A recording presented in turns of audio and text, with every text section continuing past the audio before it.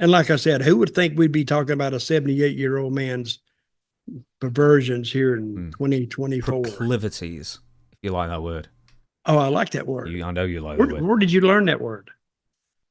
You. Let's say you, and you taught it me. Okay. Let's go on the trial itself. Do you think this is ever actually going to go to trial then? Because Vince had simply, in fact, actually, before I ask that, do you think if Vince had just made the payments, we'd never hear of this? I do.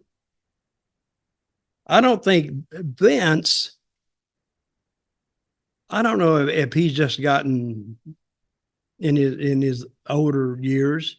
If he just got see, Vince is he's got $1 billion. He's More. a very, very More. rich. He's worth like $3 billion, I'd say. Okay, you got $3 billion. So he's a rich man, and he lives like a king.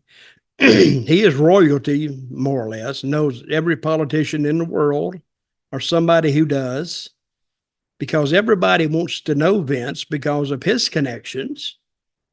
And no, I don't think this will go to trial. This is what I think. You got two ways to look at this. How old is Vince? 78. Well, he's not going to live forever.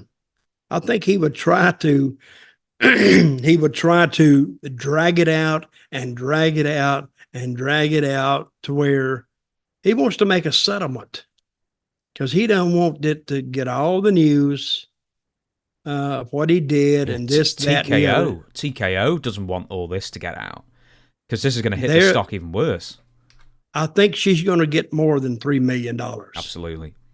Regardless of what you think about her. See, the damage is done in the public relations, in the public's eye. Vince is a piece of trash.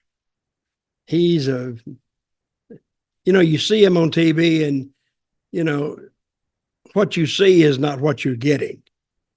And when you find out about his past, there was a guy in England. What was his name? He was a comedian, a TV comedian, Jimmy Savile. Oh, yeah. No, yeah, Jimmy Savile. Savile? Yeah. What did he do? He assaulted, well, there's quite a few things. Assaulted, raped hundreds of underage girls, and accusations stretch as far to necrophilia about him.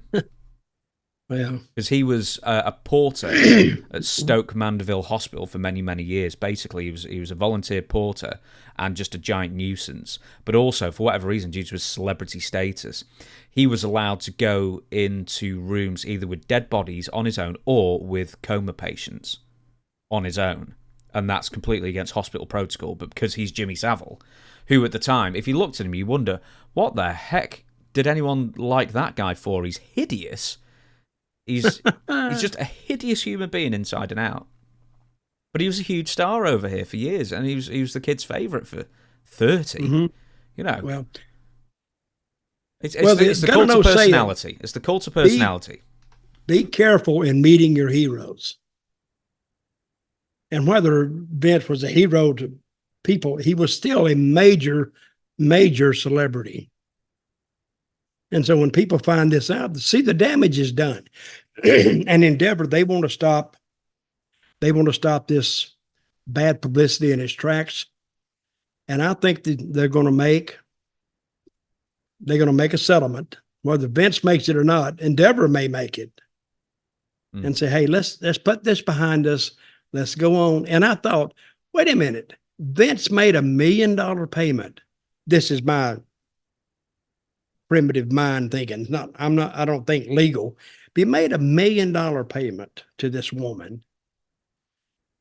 Whether you like her or not, but he agreed to make 2 more payments of $1 million, I guess, or he owes her $2 million more. And all of a sudden he just stops. Yeah, but do you know what the reasoning was for that? Because some other stuff come out. Well, exactly. The WWE board received an anonymous email detailing some of these accusations, and then Vince has decided that it must be Janelle Grant who sent it, but it's anonymous, so we don't know who sent it. It could have just been another board member. It could have been any embittered party. It could have been Janelle Grant or a friend of hers. And she could have very well done that. Oh, yeah. She could have done. But here's the thing. With Vince McMahon, and I've heard this about him many times, a contract is only a contract on your end as far as Vince is concerned. Because if he doesn't, let's say I'm Vince, if I don't want to pay or adhere to the terms of a contract, it doesn't benefit me, I just won't do it. And a great example is, it's an old example, but when Stu Hart was bought out by Vince in '84, and the deal was to pay him $1 million over 10 payments, so $100,000 per payment for his territory, the rights to the Calgary area, and also give Stu a little kickback for any shows that are in the area.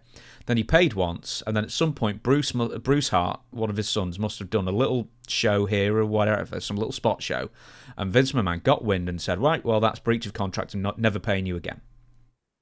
Because it suits Vince. But the thing is, you can't hold him to a contract because it doesn't suit Vince. And he knew that for him to be sued for that cost money. Yes. And they didn't have it to go ahead and take him to court. He knew that. That's one of the luxuries of having money. You can afford lawyers, and you can afford the legal system to run interference for you.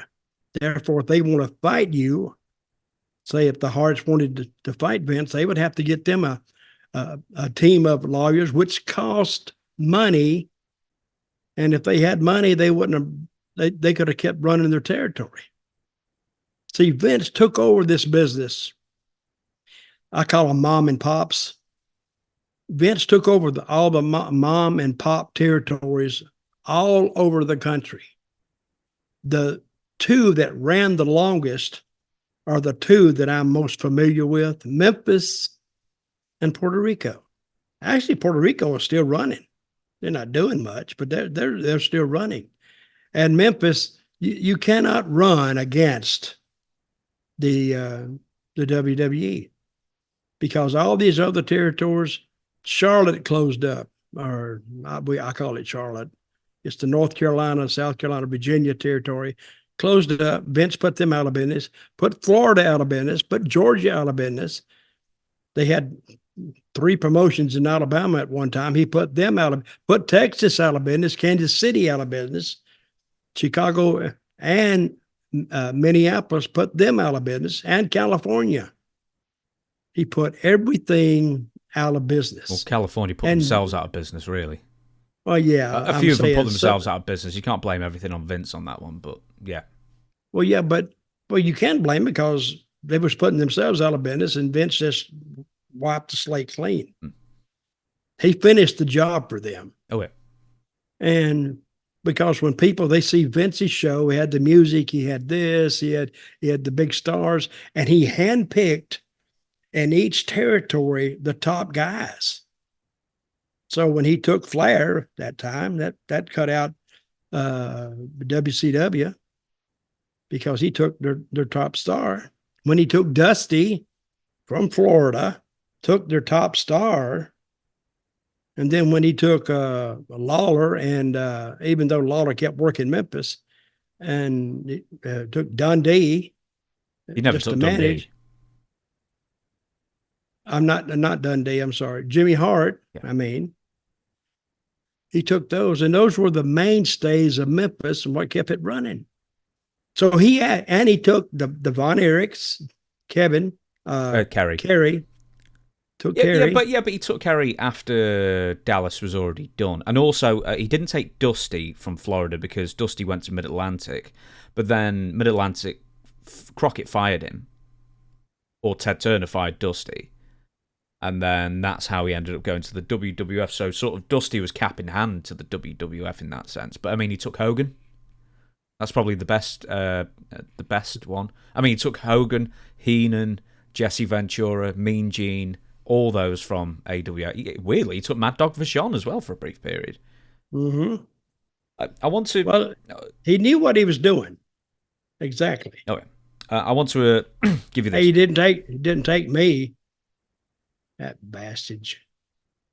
Anyway, continue. I was going to say, Jerry must have been paying you well. All right.